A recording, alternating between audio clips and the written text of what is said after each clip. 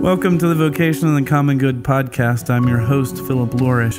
Today, I'm glad to introduce you to Victor Boutros, the director of the Human Trafficking Institute, which he founded in 2014. That same year, Victor published The Locust Effect, Why the End of Poverty Requires the End of Violence, with his co-author, Gary Haugen, director of the International Justice Mission. As you'll hear, Victor has long been committed to countering the everyday evils of human trafficking and has a particularly creative approach to addressing the problem. I hope you enjoy our conversation.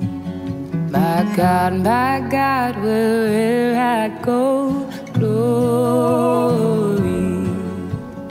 where I reap and where I sow, glory, and my hands, they grip the thorn, glory. Tell me about the Human Trafficking Institute. What prompted you to start it? I was in the Justice Department's Human Trafficking Prosecution Unit for about 10 years, and we were the first group of federal prosecutors who were focused exclusively on international human trafficking cases all over the United States. And so we'd have a docket of cases, we'd go out, we'd work with FBI or other federal agents to do the cases from investigation all the way through prosecution and sentencing. Along the way, we discovered that there's this kind of interesting problem, which was we had a pretty good set of laws that had come into being. And when we would travel, we'd meet prosecutors and agents who actually were pretty interested in working on human trafficking cases. But we weren't seeing a huge number of convictions coming out of that. And we're trying to figure out, why aren't there more cases coming through the pipeline? And I think what we discovered is, it seems kind of banal in retrospect, but the way that you learn how to do a new case typically is you just kind of walk down the hall and you say, hey, Philip, you're our white collar expert. I would really like to learn how to do some white collar cases.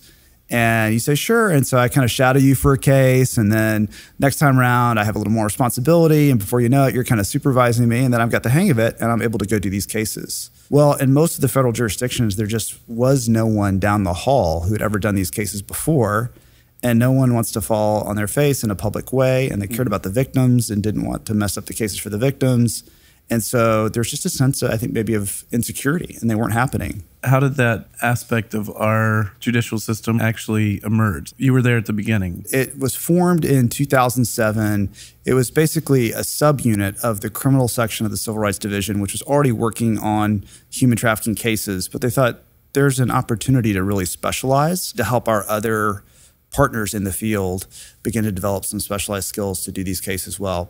There's also a sense of some of these cases might be really large and multi-jurisdictional, and that's a lot to ask any one U.S. attorney's office to do. But we have the resources and we have national jurisdiction, so that will allow these attorneys to do a case that maybe involves evidence in New York, but also in California and North Carolina and Texas, a larger multi-jurisdictional case. So that was sort of the impetus for it. Did you always want to be a prosecutor? It really happened before I went to law school. I had studied philosophy, and that was actually my focus area. And I went to grad school in philosophy and first began to travel in the developing world with some other friends who were part of the InterVarsity group that I was a part of at Harvard. And I remember going to the developing world expecting to see a bunch of problems when I walked off the plane. And you do, in many parts of the developing world, you walk off and, the shanty houses don't hide themselves, and the distended stomachs don't hide themselves, and the homelessness doesn't hide itself. It's right there, like at the bus station. You can see it right before your eyes. The sickness often is so visible you can't miss it. And so I expected to see those problems in that category of pain. But as I began to meet people and talk with them, I learned that there were groups of people who were experiencing a very different kind of pain that was almost always hidden from view, even from very sophisticated travelers to the developing world. And that was this problem of everyday criminal violence, and specifically human trafficking. How did you uncover that? Well, at first it started with other categories of violence. We did some work in some prisons and started interviewing the prisoners and hearing some of their stories. And then later began to travel more in other parts of the developing world, where I started to work with International Justice Mission, and which was trying to figure out, can we combat trafficking? And so I was reading about it first and then traveling to see it. But I remember one of the early cases I experienced was this case involving a young girl who was 12, 13 years old, who was in India, and she lived in a rural city and went to the big city during the summer to make money for her family, gets a job there. She's working, basically washing dishes, and does earn some money. And she's getting ready to head back home to her rural village, and she's in the Victoria Station in Mumbai, and she's trying to figure out which is the right train, and it's a very crowded, chaotic place. And a couple of women kind of direct her to the right train because they're actually on that train as well.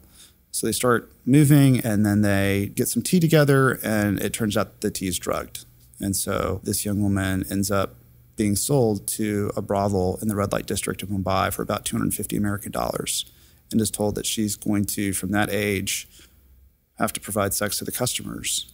And I remember as I experienced that story feeling like just this incredible sense of outrage that how can another human being do this to someone else? And a sense of compassion, like the tragedy of what's happened. And here her parents are waiting at the train station in the rural village, and she's not showing up. And then I think for me, what started to happen is I started to first hear about these stories and then learn more about it and discover that, oh, this is actually replicated on a large scale, and started hearing numbers like, there's 21 million trafficking victims globally today, which is more than all the trafficking victims in 400 years of the transatlantic slave trade, which we estimate to be about 12 million.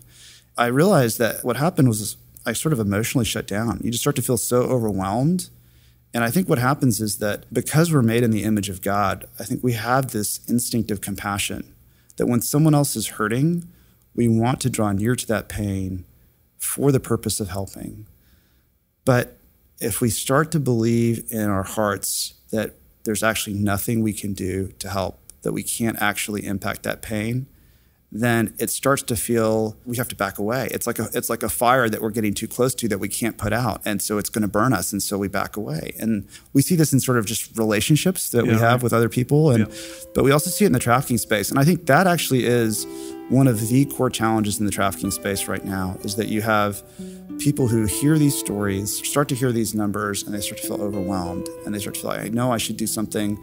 But in my heart, truly, I wouldn't say it out loud. I wouldn't even necessarily articulate it in my mind. But deep down, I really don't believe that anything you tell me is going to make a difference. What I really believe is that 5 years from now, whatever we do is just going to be a drop in the ocean, and the numbers are going to be exactly the same, and I'm going to feel terrible.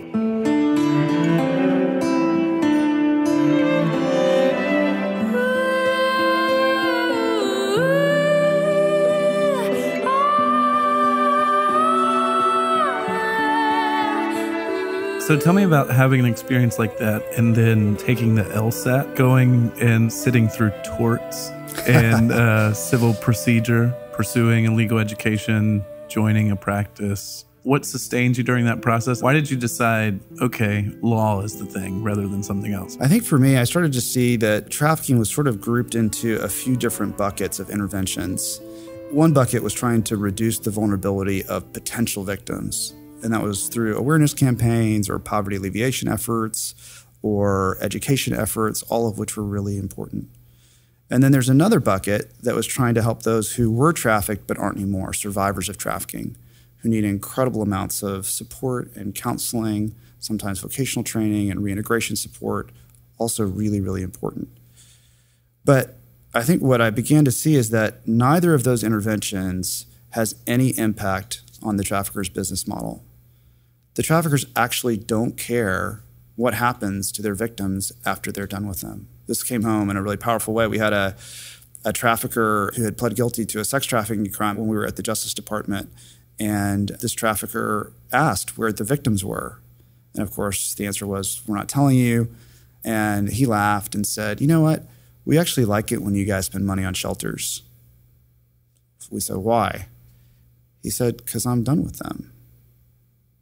I'm unlucky I got caught, but for my friends out there, they've already moved on to the next victim. They've moved on to the next meal. They're not making any less money when you take care of cleaning up our mess. So good for her. I hope she's doing well.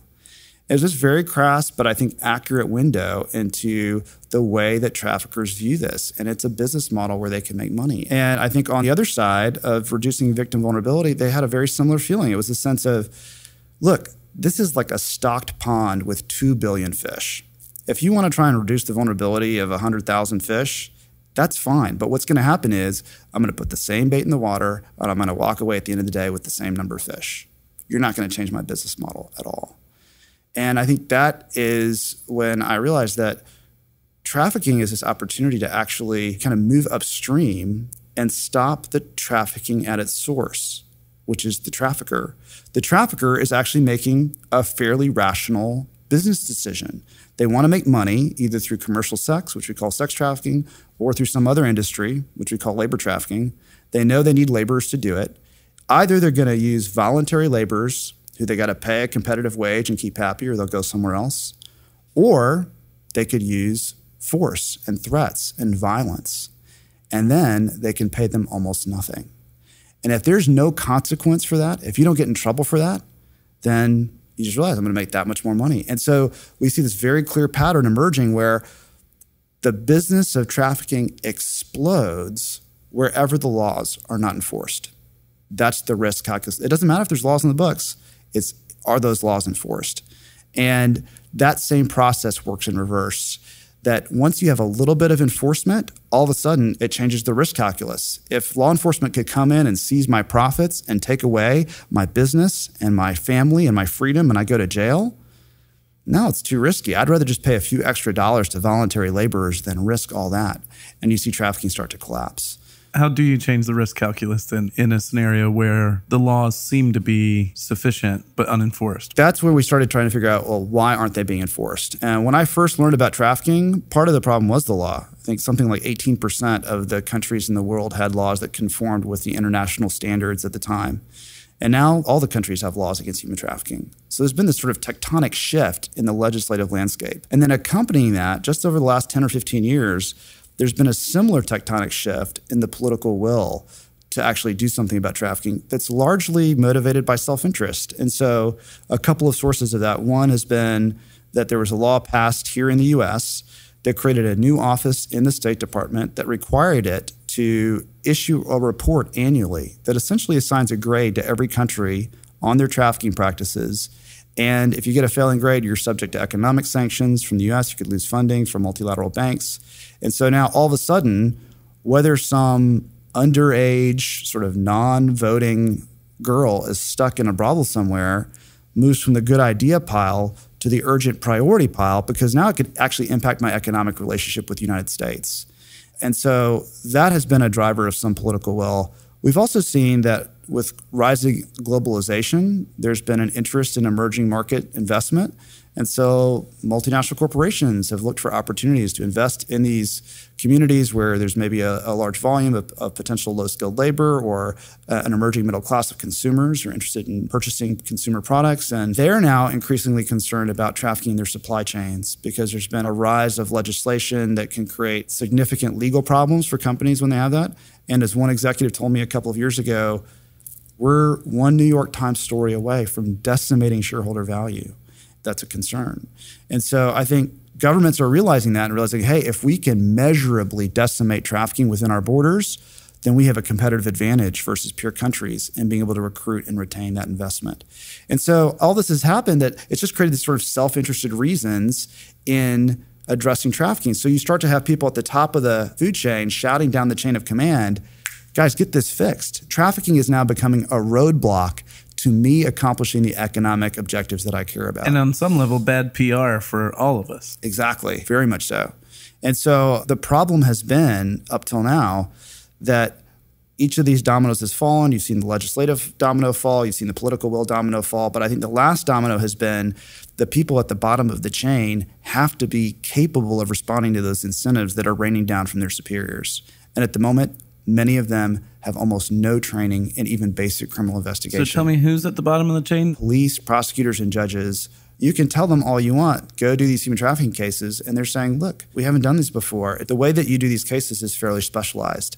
To be successful at them, you have to have a certain skill set that doesn't come with a lot of other criminal investigative skill sets. Sounds like that's back to the DOJ, walk down the hall. It was a remarkably similar situation to what we were seeing in the States, which is we also had good laws, we had political will, but there wasn't enforcement because that capacity wasn't there. And so we tried to address that at the Justice Department by helping launch a pilot where we invited the 94 federal districts to compete for 6 slots. And then the 6 slots that were selected, these 6 federal districts, we basically went in and we would build a mini specialized team of prosecutors and agents that would be focused on human trafficking enforcement. And then we would take those guys and put them through a mini academy where we'd walk through the strategies that we'd seen be effective in terms of how to identify cases, how to put together the raid plan, how to actually do a trauma-informed victim interview, how to put together your trial strategy. And then we would just pair them up with other former federal prosecutors in the Human Trafficking Prosecution Unit who would start working cases with them. And so you had another attorney, another teammate that had done this before. And what we found is that within 2 years, these 6 districts had more convictions than the other 88 federal districts combined. And it wasn't really rocket science. It was actually just applying this tried and true model of how we build specialized skills in any profession that matters to us. So my parents were physicians, and they went and got the core knowledge they needed at med school. And then they weren't ready to put someone under the knife. They went through this residency process where you're paired up with a senior surgeon who works with you day in and day out, building your skills, solving complications that come up. And only at the end of that process have you developed the right skills to go do this work. You're rightly an expert at that point. That's right. I think you've developed those expertise. And that's the same model of what's the core knowledge I need? And then I need to build skills with someone else who's done this before. And we see that in education to student teaching. We see it in psychology, with the sort of practicums that you do before you actually are a fully fledged licensed psychologist. And we also see it in law enforcement. So our director of law enforcement operations, who's a longtime FBI agent, he helped lead the FBI's human trafficking portfolio for a number of years. He went to the academy at Quantico, where he learned some core knowledge, and then he had a field training officer help him build his skills. And that model is the same model that we use to build human trafficking enforcement skills. But it was a model that those in developing countries who had the same problem couldn't access. So they started reaching out to the State Department and saying, hey, we got this bad grade. We'd like some training, but we don't really want to be trained by a foreign service officer or by a social worker or an advocacy group any more than the ophthalmologist wants to be trained by those guys. They want to be trained by a peer who's done it before. And so the State Department would reach out to the Human Trafficking Prosecution Unit and say, can you guys help out? And our boss would maybe send someone on the team for a few days. And what we found very quickly is that just was not moving the needle at all, because that's not how we build specialized skills. You can't build specialized skills with folks who often haven't had even basic training in criminal investigation during 3 days together at the Sheraton. I don't care how winsome you are and how great your PowerPoint is, it's not happening. And we would come back and we'd go back to the State Department and say, well, what's the plan? And they're like, hey, it's done. Success, we had the training. Like, but are there more cases being done? Are there actually more arrests or more convictions? And the answer was they really didn't know. But we had a meeting. That's right. Yeah. That's right. And so we realized that trafficking is actually exploding in the developing world. About 93% of the world's victims are in developing countries. That's where we have all these risk-sensitive traffickers who just a little bit of enforcement risk and they're out. And we saw that this was an incredible leveraged opportunity to stop trafficking on a wide scale. We now had an answer to the question of how do we do this? We had a successfully piloted model, but tragically, the number of people who have done multiple trafficking cases globally is still very small. And they're mostly sequestered in the justice departments of the West, in the US and Western Europe and Australia. And we want to grow that pool and help solve that problem. So we left the Justice Department to launch the Human Trafficking Institute to partner with governments, basically to do 3 things: to go in and help them vet and build specialized enforcement units of police and prosecutors whose primary job becomes doing human trafficking enforcement. And then we put them through a mini academy where we walk them through the strategies that we've seen be effective. And then we embed in their office former FBI agents, former prosecutors who've done these cases before and who office with them and work with them day in and day out on their cases, helping them move their cases forward, solve case-related challenges, create transparency and accountability that sort of sucks the oxygen out of corruption risk, and create that little bit of enforcement that starts to create big drops in prevalence. The goodness of the Lord is the kindness of the Lord. With every breath we take, the gift of life and grace. The power of the Lord is the meekness of the Lord, who bore humanity with brave humility. Let your mercy flow through us. Culturally speaking, it seems like most broad social movements after the civil rights movement attach on to the rhetoric and the sort of basic script of the civil rights movement that King led. The anti-trafficking movement trades in some of the same tropes and rhetoric, and rightly so, is geared towards emancipation, liberation, freedom. And one of the things that I've wanted to ask you about is how you retain care or honor the humanity of the trafficker. One of King's just genius insights was that as soon as we start to hate the other, they have won. Law, by definition, is an adversarial process. It's right to want to put a trafficker away. I am totally compelled by your vision of saying, let's cut this off at the root rather than the sort of symptom. But how, in the process of training people to take on these cases, is there a way to retain empathy or even love for the person who is so responsible for such evil? Yeah, it's something we thought a lot about. One of the gifts of the work that we did at the Justice Department was we got to spend a lot of time with victims and get to know them and hear their stories. And we also got to spend time with traffickers who would plead guilty and have to walk through their business model from A to Z in exchange for cooperating against their co-conspirators and a reduced sentence. And you hear their stories, and they're not all moral monsters. We had one trafficker who shared with us as he was talking about, like, why did you get into this? And he said, well, my uncle told me that there are two things I could do. He said, either you can run drugs or you can run girls. Now, if you run drugs, sooner or later, you will get caught and you will go to jail for a very long time.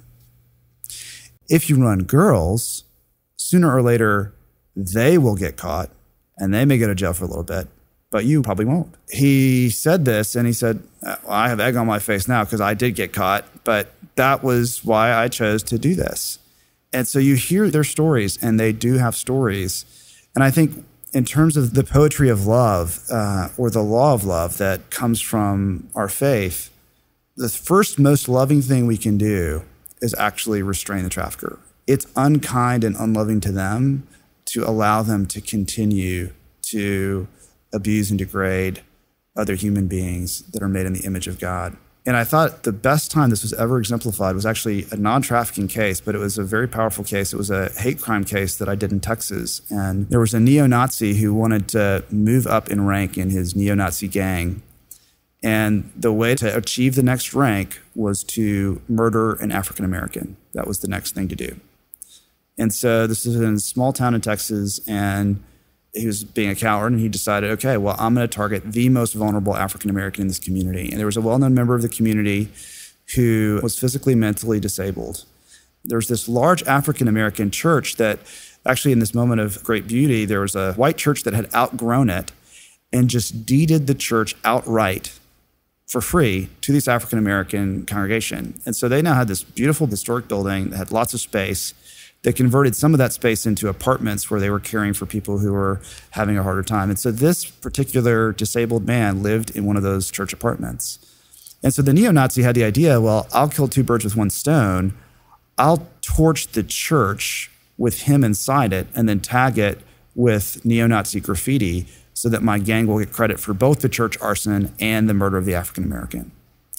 And so that's what he did. He torched the church, tagged it with graffiti. By God's grace, this man that he was intending to kill escaped and was not harmed, but not for lack of trying. And so we went in and we were able to flip a couple of key witnesses and leverage a plea. And so he pled guilty and was getting ready to go to jail for a long time. So when I talked to this African-American church and I said, okay, here's the process. The federal courthouse is like an hour and a half away, but I'm going to be there for the sentencing. And you and anybody in your church, you're welcome to come. And you will have an opportunity to kind of share an impact statement, talk to the judge about what happened and how this impacted you. He said, okay. And so I get ready to go for sentencing, and the whole church shows up. Like, I had to go find a special conference room to seat all these people that showed up.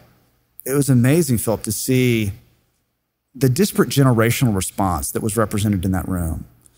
There were these kind of trendy, cool, like college students who were like, where are we? Like, is this the 21st century? Like, how is this happening in the 21st century? I can't believe that this happened. And then there were the sort of gray-haired grandmothers on the other end who were like, I can't believe someone from Washington, D.C. is showing up to do something about it. And it was just this sort of shift in the expectation of enforcement just in a single generation. And at the close of the sentencing, they spoke to the judge about what had happened, and the pastor of the church is being interviewed outside the courthouse with his entire congregation standing behind him. A minority reporter is interviewing him, and she's visibly upset. She's trying to maintain her professional composure, but she's like, you, pastor, said that you forgive him. You said that in open court. You forgive him. Do you understand what he did? He's like, yeah, we do. It's like, how can you possibly forgive someone who did that, who tried to murder a member of your congregation? And he said, well, the Justice Department's job was to come in and hold this person accountable for the crime that he committed. And they did that. They did their job. My job as a Christian is to acknowledge what he did, be honest about it, and to love him and forgive him. And the whole church behind him was like, amen, that's why we're here.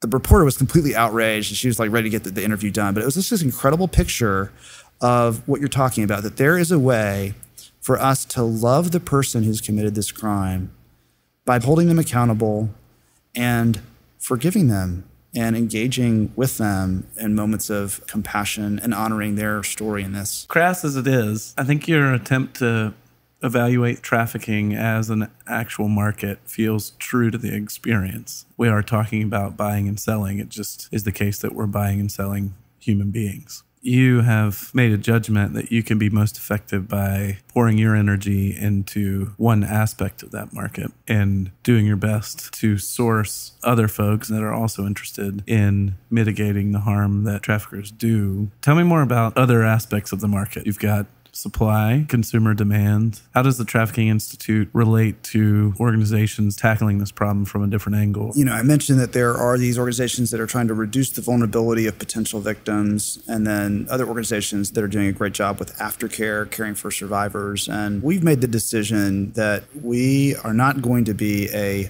holistic organization. We actually want to be just very disciplined about focusing in on what is our area of greatest expertise. So our area of greatest expertise is actually building these enforcement units that move upstream and stop the traffickers. That has a tremendous impact on the trafficker, him or herself. That impacts the market because we see that not only impacts the traffickers that are arrested and their victims that are freed, but it also has this deterrent effect that ripples through that market where it now becomes too risky for many risk-sensitive traffickers to participate in this, and they abandon the forced label model that they're using. And that means that not only are their victims freed, but the future stream of victims that would have otherwise spent years in this trauma are trying to recover from it. Because once you've gone through that trauma, it takes a long, long time to be able to recover from it, are then able to at least access some of the goods and resources that are being pumped into the developing communities to serve them. And I think that's the tragedy that we've seen is some of our partners who are doing lots of good work in terms of clean water or bringing great education. The Girl Effect has been this amazing way to educate girls in the community. We see tremendous economic benefits from that. And then we find out that, well, one of the reasons why girls aren't going to school is because they're trapped in a brothel or they're being sexually assaulted on the way to school. And so in a sense, trafficking is sort of acting as this bottleneck that's choking out access to so many of the good, otherwise really smart development programs, the work that the church is doing, sometimes in the very communities where they are. And so we can wedge up in that bottleneck by doing that. And that allows us to partner with them in helping them to be more effective, these other organizations. And then we also partner with aftercare organizations who care for victims. That's not our area of expertise. There are others who are as passionate about that as our team is about having the expertise to do the law enforcement piece. The whole can be strengthened by being really good at your part and trusting that others are going to get really good at their part, and then presumably asking people to pay attention to those organizations as well.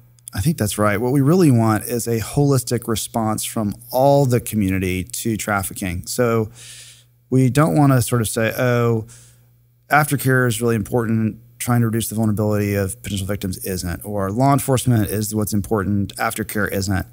We see these false dichotomies that emerge in this space. We actually need all of these to effectively respond to trafficking. The challenge that I see is that some organizations want to try and do everything. They want to be holistic. And I think that can sometimes paper over a lack of discipline in being focused on what's the specific area of expertise that we are bringing, because each of those areas requires expertise to do well. We can partner together with others who have complementary expertise to create a holistic response to the trafficking challenge.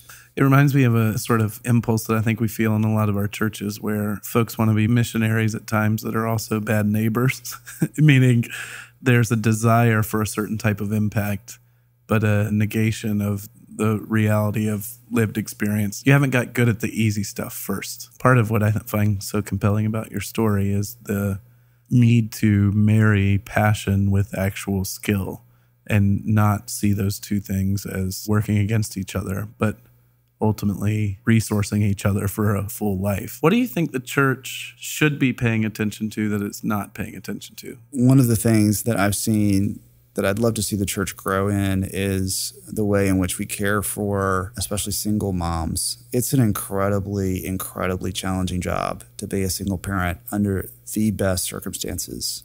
For a lot of single parents, even when the church is thoughtful of them, you have a season where you're sort of bringing dinners by or helping out.